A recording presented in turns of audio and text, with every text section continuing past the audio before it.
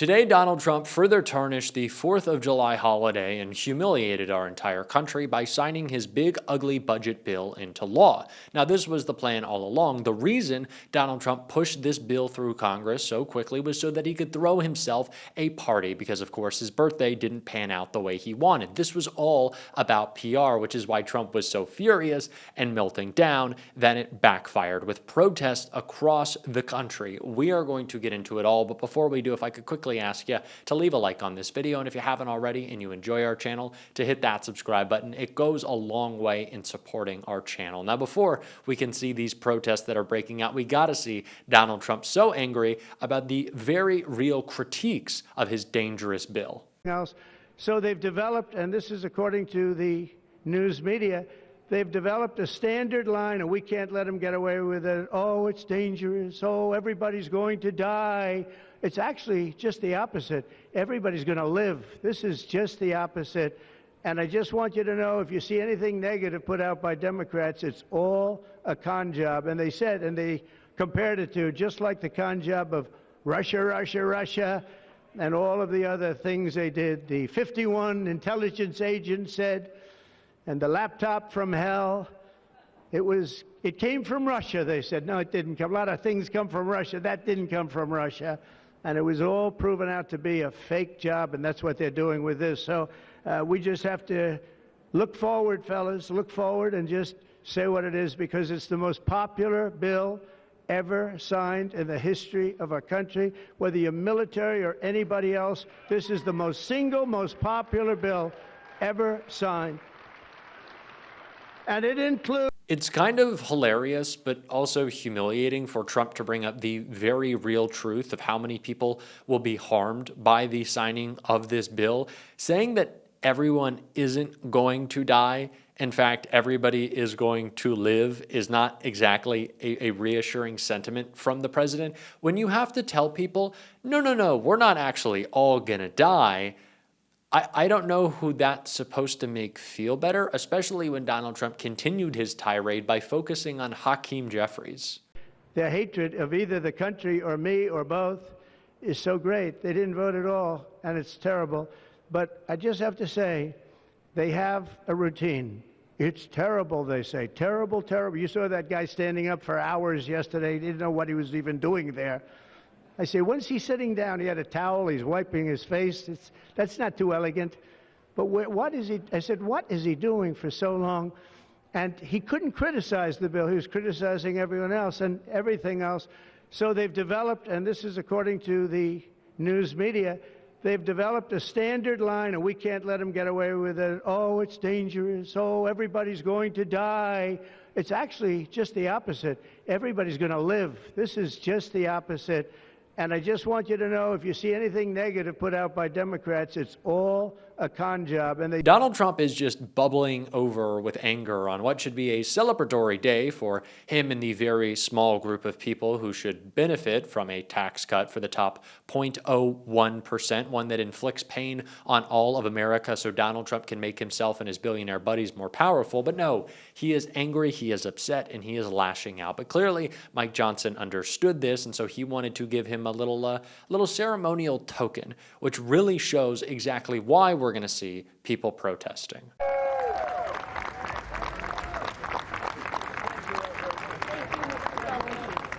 Mr. President, this is the gavel we use to enact the big, beautiful bill, and I want you to have that for your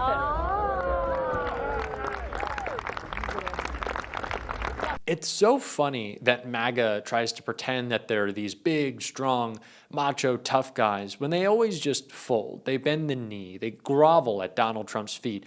Mike Johnson ceremonially, but actually he has, given over legislating power to Donald Trump. We are supposed to have checks and balances in this country. Donald Trump doesn't view it that way, so neither do any of his stooges. It's why we saw protests break out across the country. Jen Psaki detailed them all, but first I want to see one that we saw on the ground.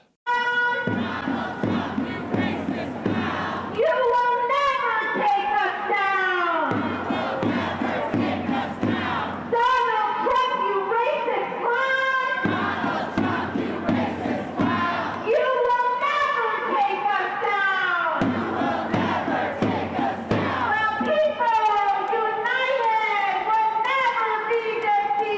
We are seeing hands-off protests across the country once again. People protesting today, people protesting yesterday, people standing up to Donald Trump's agenda. They are fighting back against it because it is so disastrous and so dangerous. And I want to hear more of Jen Psaki's breakdown of exactly how those are going down. And his focus was, of course, on delivering a rescue plan to help address the economic damage it was causing and to help get all sorts of equipment out to people, whether it was tests or masks or things to help people address and prevent them from getting COVID. That was his focus. He also signed a giant bill into law that addressed the country's infrastructure needs, something way overdue. Remember the infrastructure week that was in Trump's first term, seemingly every week? Well, Joe Biden actually did it.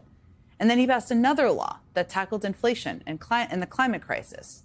He was trying to answer questions, trying to address the COVID crisis, but also address problems he had long wanted to solve. Outdated infrastructure in our country, the need to do more for the climate. Those were clear questions. That's what they were trying to do. In every case, and more cases than those, presidents identified problems that were impacting huge, broad swaths of the country. And then they worked with Congress to try to solve them. Which brings me to a big, unanswered question about Donald Trump's big, ugly bill, which now heads to his desk after passing by the narrowest of margins this afternoon. What exactly is the problem this legislation is trying to solve? What exactly did Donald Trump and his team sit in a room and think, you know what, we have two houses of Congress, we have the White House, we're going to try to solve this big problem? Republicans have never even tried to answer that question, not coherently at least. But looking what is in the bill, it's pretty clear to me that the problem they were seeking to address is, I guess, that the wealthy in this country have too little and they pay too much in taxes and the poor have too much. It's the only thing that makes sense. And yeah, that question and focusing your big legislative priorities on answering that question is completely at odds with the often repeated theory that Donald Trump is somehow a champion of working people. I mean, we have all, probably everybody watching right now, I definitely do, have all long known that this is a farce. But now, with his signature legislation headed to his desk, there should be no doubt. Trump is no populist. A populist doesn't kick 17 million people off their health care coverage. Populist doesn't take food stamps away from millions of people. Populist doesn't fund a massive immigration enforcement army with a budget bigger than many of the world's militaries. And a populist definitely doesn't do all of that while also giving over $4 trillion in tax cuts to corporations and the wealthiest people in the entire country. This is Donald Trump's signature piece of legislation.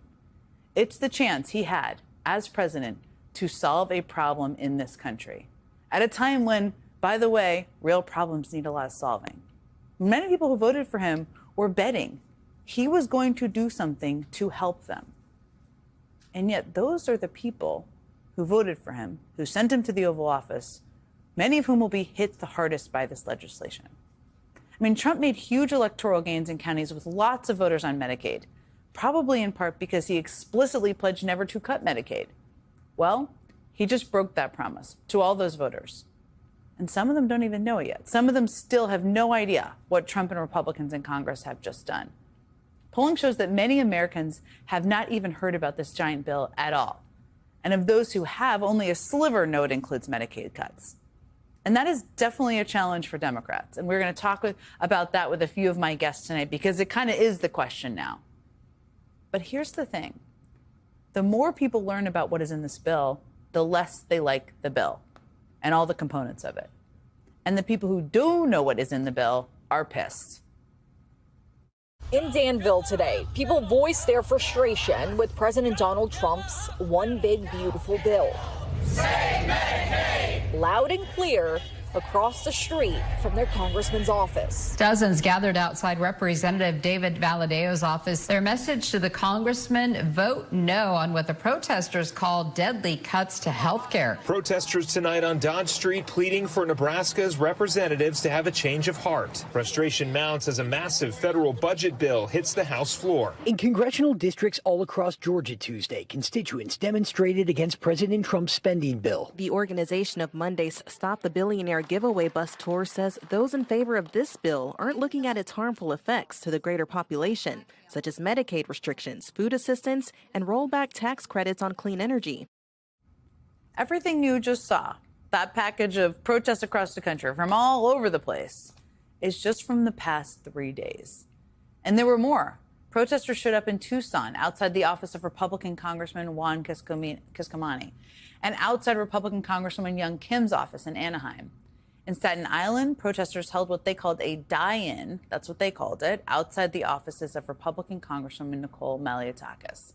They brought homemade tombstones representing the lives impacted by Trump's big, ugly bill. And the protests are only gaining steam. Tomorrow, there are more than 200 Free America protests planned across the country. Organizers say those protests will be focused on freeing the U.S. from billionaires' power, poverty, unlawful orders, and the politics of fear. And those protesters understand how important it is to bring the ugliness of this bill into the light of day. That is the focus now. What we are seeing now is the beginning, just the beginning, of an effort to make sure every Republican who voted for this owns that vote. And it's not going to take one speech, even a good one, or one protest. It's not going to happen in one day or 1 week or even 1 month. That effort will need to be absolutely relentless and specifically tied to the impact this bill has on the people those Republicans represent. And it's going to take the people who fought against it, too, also being relentless, tirelessly reminding people of the damage these Republicans just did with this bill. I am so glad to see people still in the fight, still speaking up against this bill, because now that it has been passed, now that it has been signed, it is important that we message against it. And I spoke with Cam Caskey on a video that we just did today, and you should go check out the FY Pod channel. We're a little spin-off with the Bulwark, but about how Democrats need to be messaging this. And of course, I think hitting those numbers of 17 million people who will lose their health care is so important, detailing how much the top 1% stands to earn as we all stand to lose. But go tell personal stories, be it the hospitals in Nebraska that are closing, be in the community health centers across the country that are closing. Go to the nursing homes being shut down, people losing their jobs, young kids in my generation unable to afford student loans because of this bill. Go tell those personal stories. Make them real, because they are. These are not numbers. These are not stats. These are people's lives that are going to be ruined and be lost because Donald Trump and his billionaire buddies can't stop their greed. That's the whole story here. We need to go out and tell it. And I promise you we're going to be covering it on this show. And if you want to support that, as always, you can hit that subscribe button, leave a like on this video. And if you're stuck around to the end, drop a blue heart in the comments. And until next time, I'll see you soon.